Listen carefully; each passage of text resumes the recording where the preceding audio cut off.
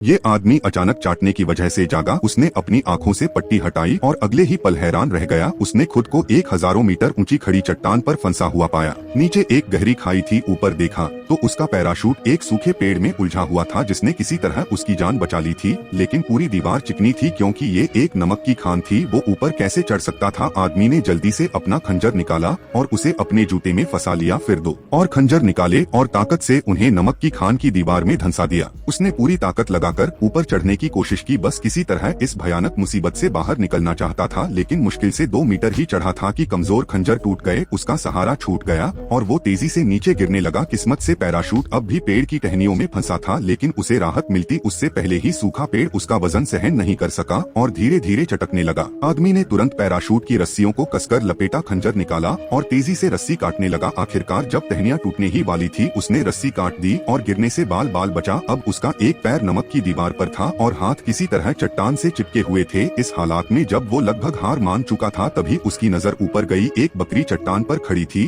और चुपचाप नमक चाट रही थी। ये देखकर उसकी आंखों में उम्मीद की चमक लौटी। बाकी सब भूलकर उसने बकरी की नकल करने का फैसला किया। पूरी ताकत लगाकर उसने अपने हाथ चट्टान की दरारों में घुस आए। नीचे गहरी खाई थी जिससे उसकी रूह कांप गई। अगर उसने जरा भी गलती की तो वो हजारों मीटर नीचे गिरकर टुकड़े टुकड़े हो जाता, लेकिन अब पीछे हटने का कोई रास्ता नहीं था। उसने हाथ पैरों का सही इस्तेमाल किया और धीरे धीरे ऊपर चढ़ने लगा। लंबी मुश्किल चढ़ाई के बाद वो आखिरकार एक उभरे हुए हिस्से तक पहुंच गया, पर वो चैन की सांस ले पाता उससे पहले ही नीचे की नमक की सतह गिर गई। चट्टानों के गिरने की आवाज गूंज उठी और उसने खुद को संभालते हुए और ऊपर चढ़ने की कोशिश की। आखिरकार उसने बकरी की तरह छलांग लगाई और ऊपर की तरफ कूद गया। उसके हाथ चट्टान के किनारे तक पहुंच चुके थे, लेकिन अब उसकी ताकत जवाब देने लगी थी। वो चाहे जितनी भी कोशिश करता, ऊपर चढ़ पाना नामुमकिन लग रहा था। तभी ऊपर से एक बकरी आई और गुस्से से उसे घूरने लगी। बकरी ने हवा में सूंघा और महसूस किया कि ये उसकी तरह नहीं है। बिना कोई देर किए उसने आदमी को टक्कर मार दी। सौभाग्य से आदमी ने अभी भी एक हाथ से चट्टान पकड़ रखी थी। वो पूरी ताकत लगाकर ऊपर चढ़ने की कोशिश करने लगा, लेकिन बकरी इतनी आसानी से हार मानने वाली नहीं थी। वो दोबारा हमला करने दौड़ी। इस बार आदमी ने बकरी के सिंग पकड़ ली। खतरा भपकर बकरी घबरा गई और खुद को पीछे खींचने लगी। इसी खींचतान में आदमी ऊपर खींच गया और आखिरकार चट्टान के ऊपर पहुंचकर जमीन पर गिर पड़ा।